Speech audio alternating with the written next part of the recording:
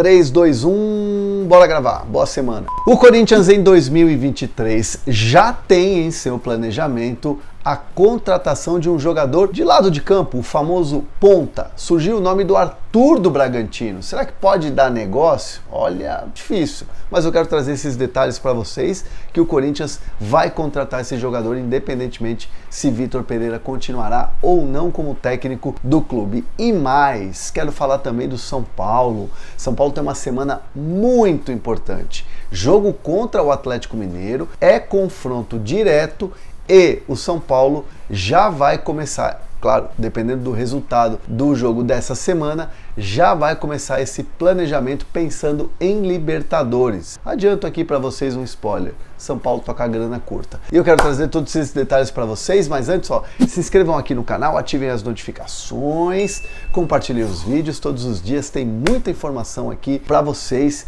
e, claro, evidentemente, à medida em que o mercado vai começar a agitar, a aquecer, a gente vai trazer muita notícia boa para vocês, certo? Ah, só um detalhe, me segue lá nas redes sociais e também não esquece de assistir o vídeo com os bastidores do título do Flamengo. Ah, mas eu não sou flamenguista, não quero saber do Flamengo. Tá muito legal, porque mostra assim como é a movimentação de um estádio, né, de uma torcida, enfim, tudo que acontece nos bastidores de um estádio antes de uma conquista de Libertadores. Vale muito a pena assistir, assiste depois você ficar bem informado nesse vídeo, certo? Vamos de notícia! Notícia importante, hein? O Corinthians tá de olho no planejamento de 2023 e nesse planejamento existe o quê? Tá lá, prioridade número 1, contratação de um jogador ponta, um jogador que atue pelos lados do campo, um jogador de velocidade. Vou dizer para vocês que é para suprir a ausência do Gustavo Mantuan, que está no futebol da Rússia, aliás, jogando e jogando muito bem. Surgiu o nome do Arthur do Bragantino, né, como uma possibilidade. Né, mandei algumas mensagens para o pessoal do Corinthians e ontem tive a seguinte resposta, que o Corinthians está observando o mercado, que acha que é um jogador interessante, porém, nada que o Corinthians tenha feito proposta, nada que o Corinthians tenha aberto uma conversa para contratar o Arthur. Na mentalidade dos diretores do Corinthians, ou na ideia dos diretores do Corinthians, o Arthur é um jogador muito valorizado e é um jogador que está num clube que contrata jogadores, que valoriza esses jogadores para vender para fora, para vender para a Europa. O Corinthians então entende, claro, sabendo que o Arthur está querendo mudar de ares, que é um jogador que já brilhou muito com a camisa do Bragantino, foi importante nessa temporada. O Bragantino como um todo caiu muito de rendimento, é uma das decepções dessa temporada de 2022 e o Arthur evidentemente topando ali respirar ares novos. Mas o Corinthians teria que desembolsar uma quantia grande para pagar para o Bragantino, o Red Bull Bragantino, e poder contratar o Arthur. Seria uma peça que encaixaria como uma luva nesse Corinthians, Um jogador de velocidade, um jogador de arremate de fora da área, um jogador que corta por dentro, bate muito bem na bola.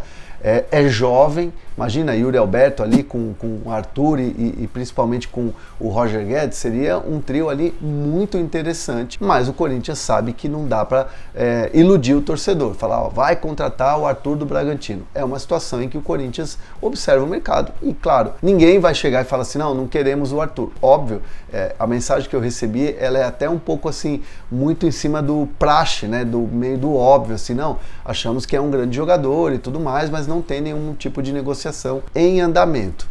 O Bruno Andrade, por exemplo, jornalista, publicou lá no UOL, o Arthur tem uma oferta do Catar, uma oferta considerada interessante. Dentro do Bragantino, e aí é uma questão de uma apuração que eu também fiz ontem, dentro do Bragantino, o que eles me dizem é o seguinte, que por ser Red Bull, por ter as filiais na Europa, um caminho natural seria o Arthur ir para a Europa, clubes da Europa, e não de repente Catar ou alguma coisa similar ali nos clubes árabes. A ideia mesmo do Bragantino seria uma venda para a Europa, fazendo aquilo que mais ou menos o clube tem de filosofia, de cultura, de pegar o jogador, desenvolver aqui, pagar, comprar muito jovem, como o Bragantino fez para tirar do Palmeiras, e aí você coloca no futebol europeu, você valoriza o jogador no futebol europeu. O cenário é esse, mas a informação que eu tenho no Corinthians, independentemente de Vitor Pereira, da continuidade do técnico português, que ainda conversa com a direção, tem toda aquela questão de responder